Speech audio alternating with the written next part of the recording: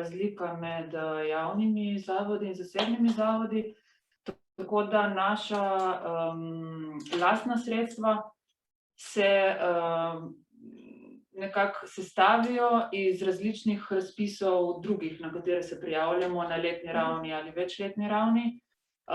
Tako da naši viri prihajajo bodisi iz občinskih sredstev, iz občine Izola, iz občine Koper, z Ministrstva za kulturo, Slovenskega filmskega centra, Ministrstva za javno upravo, tako da v zasebnih organizacijah mislim, da je potem ta nabor virov, finančnih je nekoliko širši, mora biti preprosto.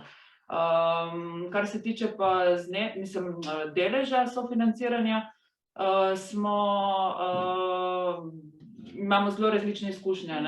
Pri festivalu je delež sofinanciranja Ustvarjalne Evrope 20%, recimo, pri tem projektu, ki si ga ti prej omenila, Kinematografiji kot inovativna kulturna središča, pa je delež sofinanciranja 80% strani Ustvarjalne Evrope. Tako da potem tukaj se zelo odvisno od razpisa nekako poskušamo do zdaj tudi uspešno zagotoviti preostala sredstva.